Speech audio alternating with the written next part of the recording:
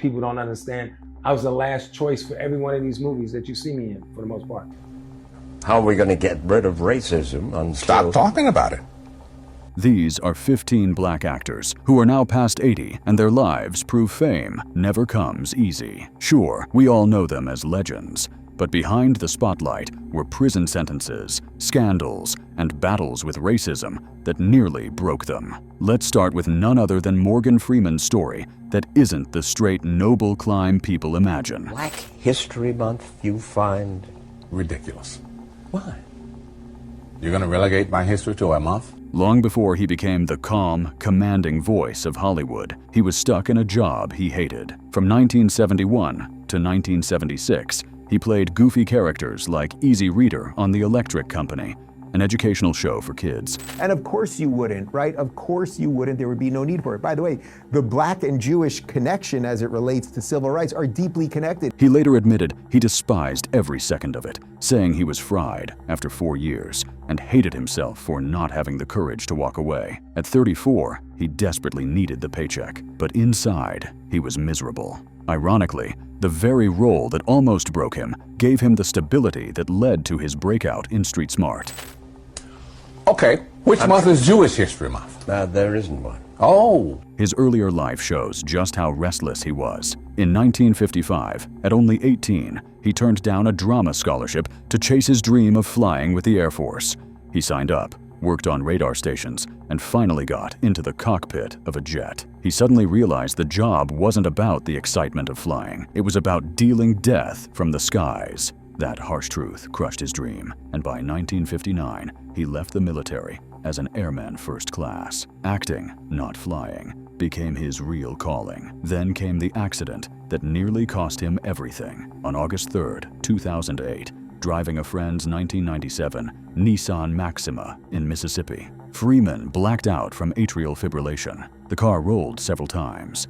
His left arm was shattered. Doctors had to put in a plate, and the nerve damage caused permanent pain. He even had to give up sailing after realizing he could no longer dock his boat. The black glove he always wears isn't for style. It hides the damage and helps manage the pain. Doctors later gave him a pacemaker, and he's often said he's lucky to be alive. But Freeman's story isn't only tragedy and regret. In 2014, at 77, he shocked everyone by turning his 124-acre Mississippi ranch into a bee sanctuary. He started with 26 hives, never wore protective gear, and claimed he never got stung. Bill Cosby's story is nothing like the clean, smiling image that once dominated TV screens. In the 1960s, he wasn't just a comedian. He was the first black actor to headline a primetime drama with I Spy. He won 3 consecutive Emmy Awards between 1966 and 1968, smashing through barriers that had held back black actors for decades. By the time The Cosby Show exploded in the 1980s, he was running television. The show racked up 8 Emmy nominations in one season, but Cosby shocked everyone when he withdrew his own name from the Best Actor category. There's no comment about that. Okay. And I'll tell you why. Okay. I think you were told. I don't want to compromise your integrity.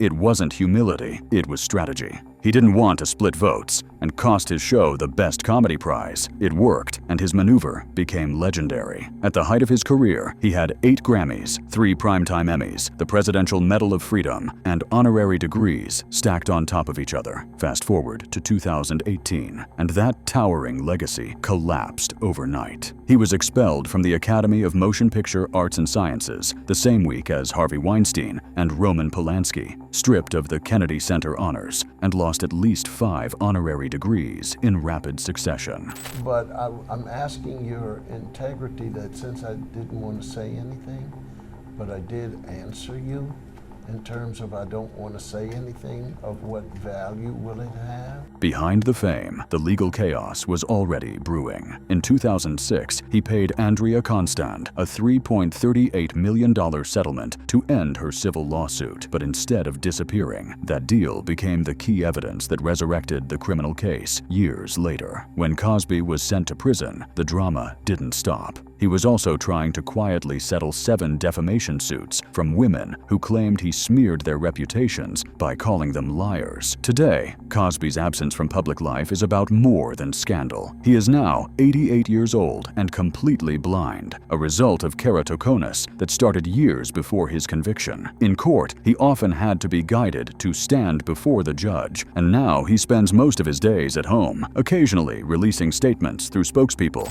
Billy D. Williams may have played the galaxy's smoothest gambler, but his real life was far messier, funnier, and sometimes even harsher than anything in Star Wars. When he first stepped into Lando Calrissian's cape in 1980's The Empire Strikes Back, he thought he'd struck gold. Instead, he became the target of a strange kind of fan fury. Viewers couldn't separate the actor from the character, and many treated him like he personally betrayed Han Solo. I'd be in the middle of the schoolyard, and kids would run up to me and say, "You betrayed Han Solo."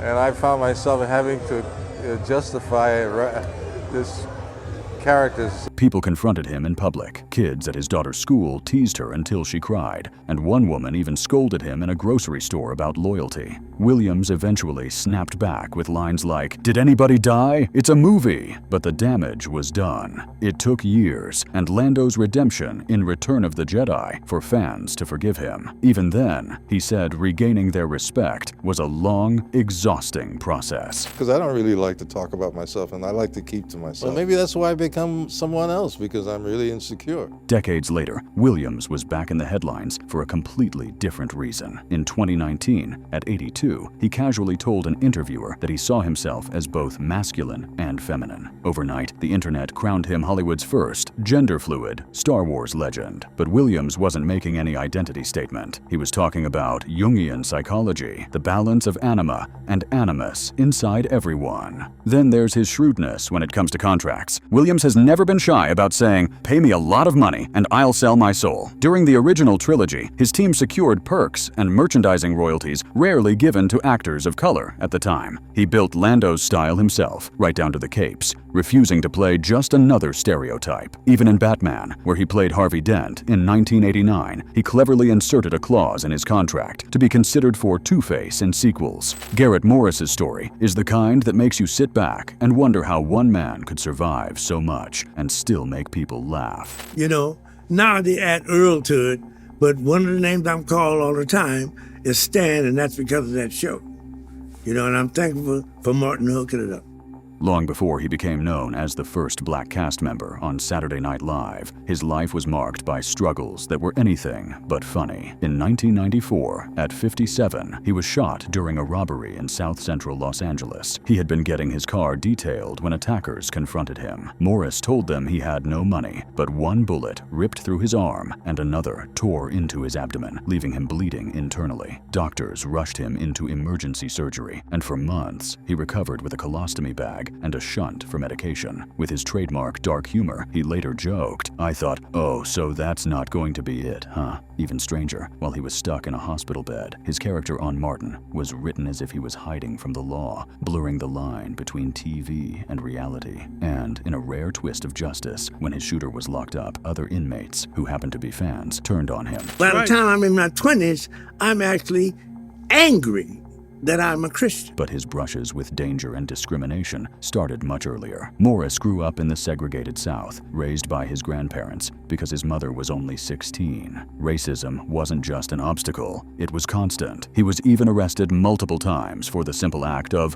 walking while black in Los Angeles. And despite graduating from Juilliard and spending nearly a decade singing backup for Harry Belafonte, his early career was marked by rejection and being pushed to the margins. Today, at 88, Garrett Morris still carries that mix of toughness and wit that's defined him from the start. After decades of breaking stereotypes, surviving gunshots, and clawing his way back from addiction, he finally received his star on the Hollywood Walk of Fame. Robert Hooks isn't just the actor you remember from Star Trek III or Passenger 57, his story is rooted in defiance, risk, and building something that shook American theater to its core. In 1967, frustrated by Broadway's refusal to give black artists real opportunities, Hooks co-founded the Negro Ensemble Company with a $434,000 grant from the Ford Foundation, later rising to $1.5 million. He finally had the resources to put black talent at the center of the stage. I was seeing all these plays as a student at Bessie V. I was seeing all these plays, all white plays. I never saw any black people on stage. When I did, they were carrying trays or doing something crazy. Stereotypical. But the money that fueled the company also created a storm. Some activists accused him of selling out black theater for white money, arguing that taking foundation funds compromised the mission. The controversy exploded when their first play, Song of the Lusitanian Bogey, written by a European playwright, debuted. Protests broke out, activists stormed the theater, and later in London, the cast was even heckled by right-wing groups. So I went to them. They invited me to lunch at Frank's restaurant, which is a big restaurant up in Harlem. I took the plays and I went up there and I sat down with them, and the place was packed because it's a very famous restaurant, right? I started reading these two plays to Clarence and Al. The people in the restaurant were laughing because I was performing. I was performing all the roles. What could have ended the company instead turned into momentum. Hooks and his team doubled down, producing groundbreaking plays like The River Niger by Joseph Walker. They became a launchpad for black playwrights, directors, and actors who would later define a generation. Figures like Moses Gunn and Denise Nicholas built careers through the company, and the NEC soon stood as a cultural powerhouse during the height of the civil rights era. Hooks wasn't just running a theater, he was shaping a movement. Even with success, the struggle never let up. By the early 1980s, the NEC was facing financial strain. Their original 145-seat theater was too small to sustain large productions, while their move to Theater 4 came with expenses that nearly drowned them. But Hooks pushed on, keeping the company relevant despite constant pressure. At the same time, his own career was booming, with major roles in films like Trouble Man and appearances across television. Fred Williamson's life has never been quiet. Long before he was making movies, he was cracking helmets on the football field. In the NFL and AFL, he earned the nickname The Hammer for his brutal forearm shivers that left opponents dizzy and sometimes unconscious. When he got traded from the Raiders to the Chiefs, he didn't even pretend to play nice. He promised to hurt someone every time they faced his old team, and he meant it. In the AFL Championship, one of his hits nearly ended Buffalo's hopes of a third straight title, and that single moment cemented his reputation as the league's bad boy. By today's rules, Williamson laughed that he'd have been fined $25,000 just for stepping on the field, and another $25,000 every time he delivered one of those signature blows. Yet, even at his peak, his salary topped out at $40,000 a season, with a rookie bonus of only $1,900. For a star cornerback, that was nothing, and he refused to fade into sales jobs like other retired players. Instead, he looked at Hollywood and decided he was better looking than the guys on screen, so why not take their roles? When they first told me that blacks are not welcome in Europe, black movies don't do well in Europe, and I'm saying, wait a minute. When he landed in Los Angeles, he didn't wait for permission. He became the face of the 1970s blaxploitation wave with hits like Black Caesar and 3: The Hard Way. But the real revolution wasn't just in front of the camera. In 1974, he started his own company, Po' Boy Productions, and that changed everything. The term blaxploitation was thrown around as an insult, but Williamson never accepted it. He argued nobody was being exploited when black actors, writers, and directors were finally making money and headlining films. At the height of the movement, he even bragged that he was making more than some of the white stars across the street, and audiences kept packing theaters to see him. Today, at 87, he still embodies that same defiance. Hal Williams never set out to be a Hollywood name. In the early 1960s, he was trudging through snow in Columbus, Ohio, working long shifts as both a postal worker and a corrections officer. I was a troublemaker on the set for 5 years because The 227 that you saw is not the 227 that NBC wanted. Acting was just a small escape in local community theater, something to break up the monotony of paychecks and routine. His parents thought he was crazy for even considering it. They told him he had a good job, a briefcase, and security, but he insisted that he was unhappy and needed to try something different. By 1968, he took the leap, moving to Los Angeles, asking relatives to help with his children, and taking a steady job with the California Youth Authority to survive while running to auditions at night. The risk started to pay off when he landed Officer Smitty on Sanford and Son. He played one half of TV's second interracial comedy duo alongside Officer Hoppy. At a time when network executives feared sponsor backlash, Hal and Howard Platt were allowed to craft their own bits, which was almost unheard of for black actors then. The progress was fragile, though. There's even a story, though never fully proven, that he was once fired from the Jimmy Stewart Show because the star didn't like being corrected by a black coworker. So that's the one we did, and what they wanted really was Jackie and Marla to be at each other. They got that, but not the way they wanted it. But it was fun. It was a fun experience. His biggest break came with 227 in 1985, but even that role was nearly erased before it began. The network originally didn't want Mary Jenkins to have a husband, and it took Marla Gibbs fighting for Hal to secure the role. Their on-screen marriage worked because it was grounded in authenticity, and behind the scenes, both pushed to keep black families portrayed with dignity. While that success looked glamorous on screen, his personal life was breaking apart. By the mid-1990s, he nearly disappeared from screens, like so many black actors whose sitcom fame faded. Yet, he refused to quit. He came back with appearances in Guess Who, Matlock, Parks and Recreation, and even podcasts well into his 80s. Danny Glover has always been more than just the tough but weary cop from Lethal Weapon. Not easy it is to maintain a sane family life. Well, I imagine it's tough, incredibly. I mean, your life is on the line all the time, and you have to come home to another situation.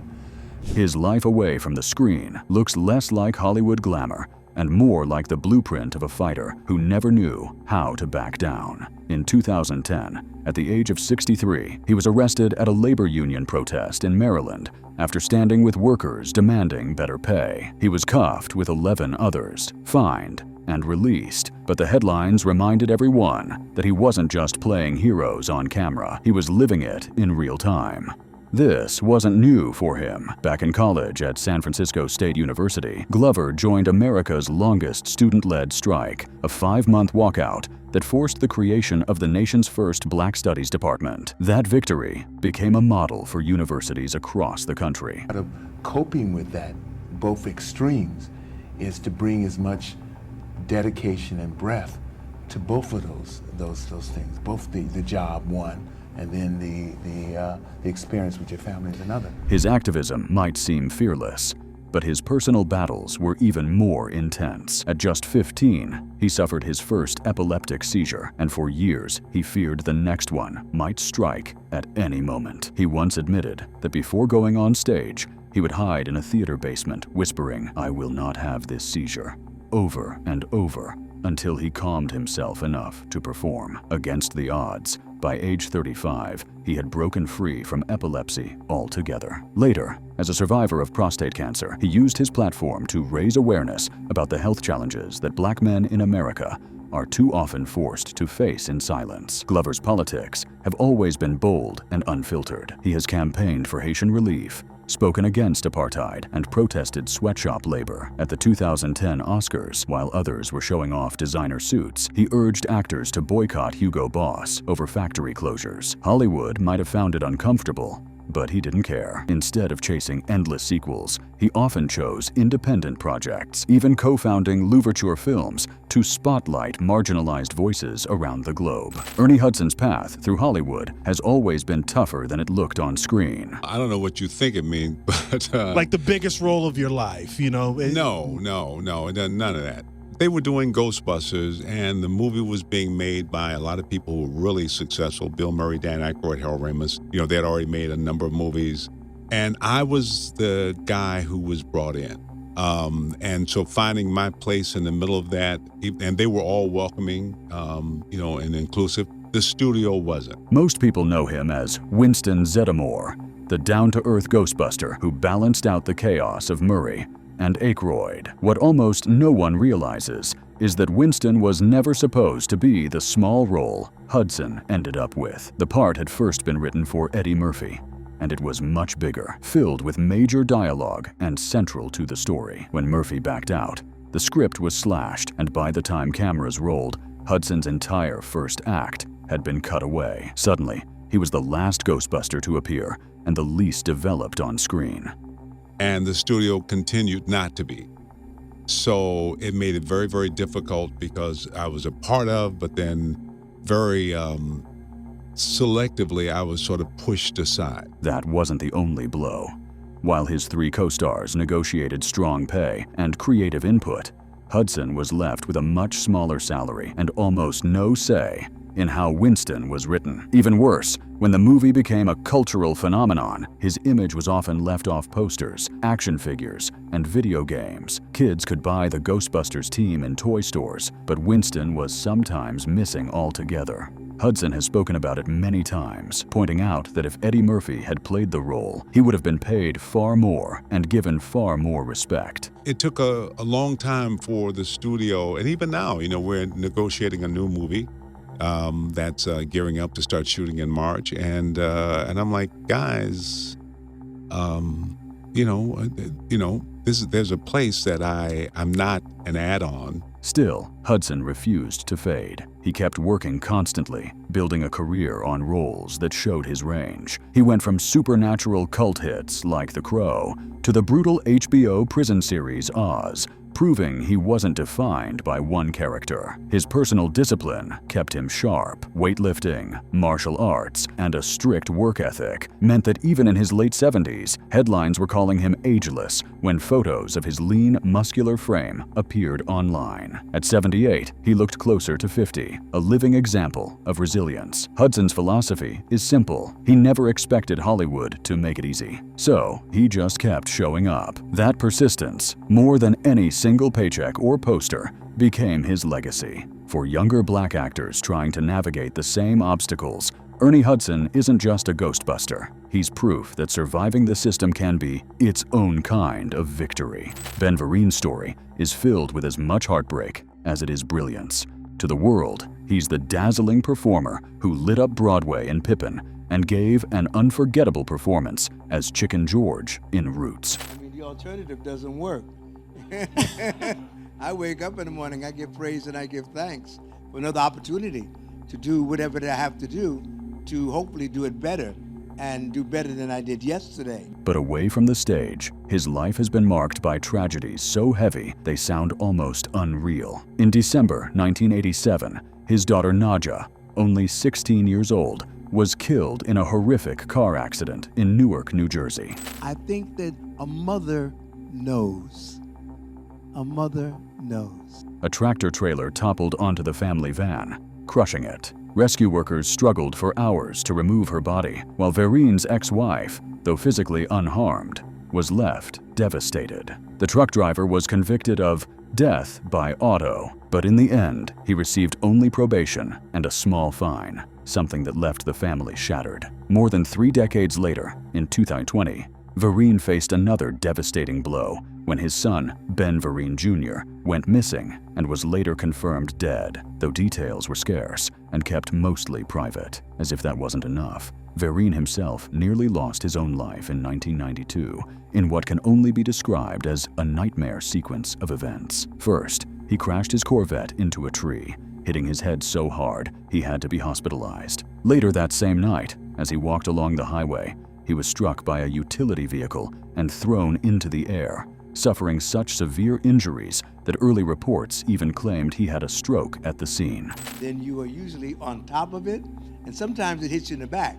That's your challenge. That's not a challenge. That's an opportunity for the better, for me. His condition was so dire that friends and doctors doubted he would ever perform again. But through sheer determination, he fought his way back, relearning how to walk and speak, and eventually returning to the stage with the same intensity that had always defined him. Critics marveled at how his performances carried the same fire, even after such a near-fatal ordeal. His later years brought controversy as well. In 2018, Vereen publicly apologized after allegations of sexual misconduct during a 2015 theater production surfaced, a scandal that placed him among the Howd Me Too stories, reshaping Broadway and Hollywood. Glynn Turman's story is nothing like a straight path through Hollywood. At only 12 years old, he was already on Broadway, acting alongside Sidney Poitier in the original 1959 run of A Raisin in the Sun. That single role set him on a road of constant reinvention, where he moved between theater, television, and film without ever being boxed in. Most people know him from A Different World or The Wire, but that's only a fraction of who he is. I was an adventurous youngster. Harlem was great as far as I was concerned. I loved it. I do know an event happened, and soon after we moved. What makes Turman stand out from nearly every other actor of his generation is that his cowboy image isn't some studio invention. He is a real competitor in the rodeo world. By the late 1990s, he had joined the U.S. Team Roping Championships, riding and roping with the same focus he brought to acting. In 1999, he shocked many by qualifying for the national finals in Oklahoma City and finishing in the top 5 nationwide. So that's when I knew something had changed. I'm not in it for the money. I'm paid to wait and I act for free. It's the work that attracts me. I only like, at this point, working with people who are serious about the business, who are giving it up. I like surrounding myself with those like-minded. That kind of success is rare enough for a professional cowboy, but almost unheard of for a Hollywood star, especially a black man in a sport long dominated by white competitors. Rodeo legend Charlie Sampson once gave him his own championship saddle, a gesture of deep respect that cowboys consider the ultimate honor. Even decades later, in 2021, Turman became the face of Beyoncé's Ivy Park Rodeo campaign, proving that his cowboy roots are as authentic as his acting credits. His personal life has had its own dramatic turns. He married Aretha Franklin in 1978, and though the marriage ended in 1984, they remained close friends until her death, a rare example of Hollywood relationships ending on good terms. So I found myself in the movies or at the stables at Central Park because I was fascinated with horses.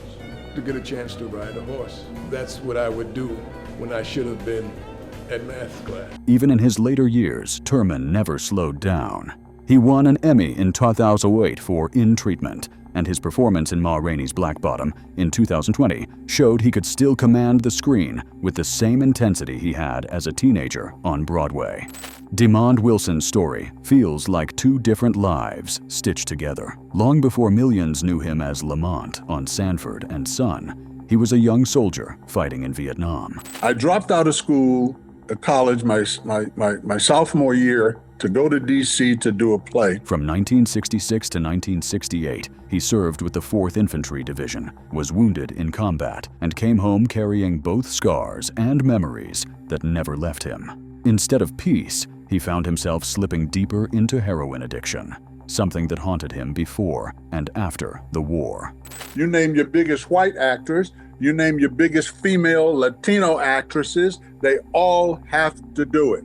Hollywood fame made things worse, not better. When Sanford and Son became a primetime hit, Wilson was suddenly making around $40,000 a week. On the surface, he was a star with money, cars, and success, but behind the scenes, he was sinking under the weight of a cocaine habit that cost him about $1,000 every single week. His marriage was shaky, and by the 3rd year of the show, he admitted he felt completely empty. He later described that period with painful honesty, saying nothing was real and that his life had no meaning despite all the fame. War trauma, drug use, and the pressures of celebrity collided in a way that nearly destroyed him. Everything changed in the early 1980s. In May 1982, standing alone on a tennis court, Wilson had what he called his epiphany. He prayed to God, promising to change if his family could be restored. From that moment, he committed himself to a different path. He lost 35 pounds, gave up Hollywood's fast life, and devoted himself to ministry. Within a short time, he became a born-again Christian and eventually an ordained evangelist. Instead of studio audiences, he was speaking to crowds of 20,000 people, delivering sermons with the same energy that once carried his comedy lines. Kids followed me. They followed my dress style. They followed the coolness, the way I walked. When I was in the war, I was a leader. I ain't never followed nobody. So these cliques, I could tell you things about people you named that the little Fruit Loops. They bend over billies. You cannot make it to the top in that industry without selling your soul. Wilson didn't stop there.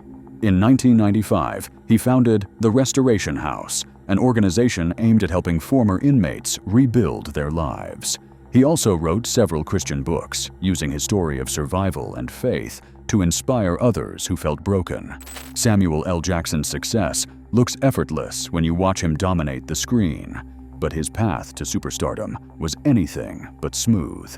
As a child, he suffered from a severe stutter that made speaking a constant battle. The frustration was so overwhelming that he developed an unusual trick in speech therapy, slipping the word motherfucker into sentences to loosen his tongue. That rebellious method not only helped him control his stutter, it eventually shaped the fiery cadence that became his trademark voice. Because I remember what they thought making America great again means. Right. What it all means, who needs to be, subverted or shut up. Yet his voice wasn't the only thing he had to fight for. Through the 1980s, Jackson wrestled with drug and alcohol addiction that nearly ended his career before it truly began. He later admitted he was trapped in a cycle of dependency that left him broken and unreliable, and it reached a breaking point in 1991. That year, he entered the Hazelden Rehabilitation Center in Minnesota, where he went through a grueling program of therapy and counseling. Rehab forced him to confront the psychological roots of his addiction, and with the support of family and community, he walked away sober. It was pretty out there to see that, and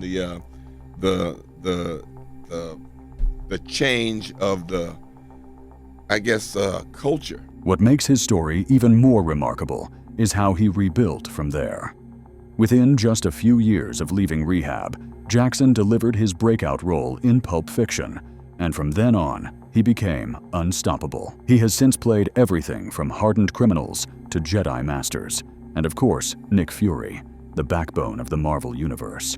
His films have pulled in more than $27 billion worldwide, making him the highest-grossing black actor in history and one of the most bankable stars of all time. Avery Brooks never treated acting as just reciting lines. When he stepped into the role of Captain Benjamin Sisko on Star Trek Deep Space Nine, he carried with him the heart of a jazz musician and the discipline of a trained theater artist. Once I was in a parade, in Hollywood parade, and the children were yelling and screaming as we were waving, like that.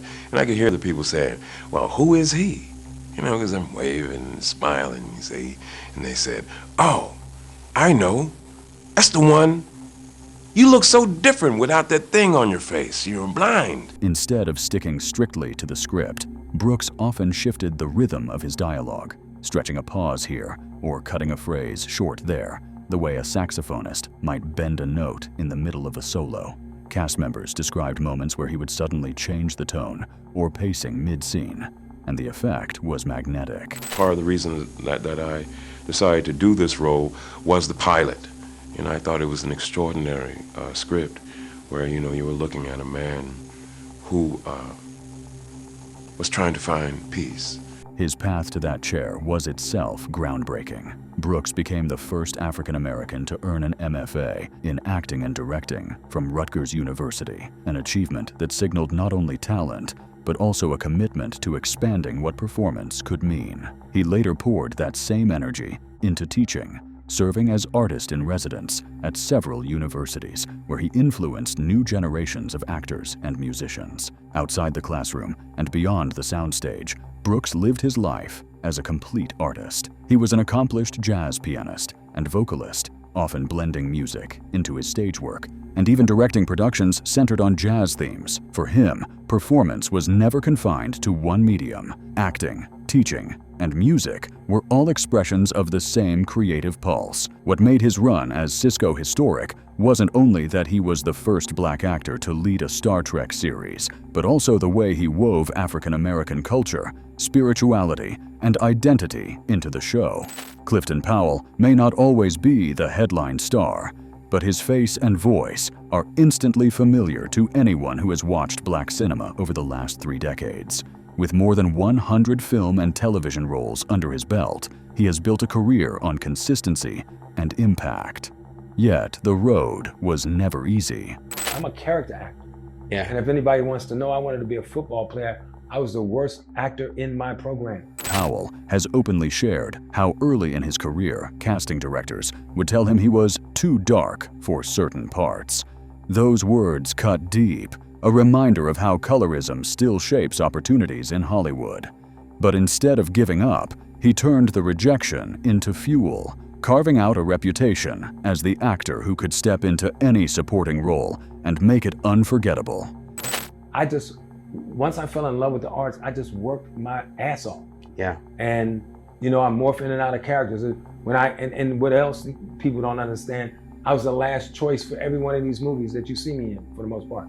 His specialty became the kind of characters that drive stories forward without necessarily being the glamorous lead. In Ray, he delivered a grounded performance as Jeff Brown, Ray Charles's confidant. In Menace II Society, his presence amplified the film's gritty realism, and in Rush Hour, he gave the kind of edge that made the comedy work. Directors began to rely on him for authority, menace, or depth, knowing Powell could bring weight to every scene. That trust eventually translated into multiple NAACP Image Awards, recognition from an industry that once tried to sideline him. What sets Powell apart is not just his longevity, but also his honesty. While many actors keep quiet about discrimination to protect their careers, Powell speaks candidly about the barriers he faced and continues to face. Off-screen, he uses that candor to mentor younger performers, encouraging them not to shrink themselves or hide their identities for a paycheck. His message is clear. Talent matters more than the boxes the industry tries to put you in. Even after decades in the business, Powell's career remains steady. He is proof that you don't need to be the leading man to build a legacy.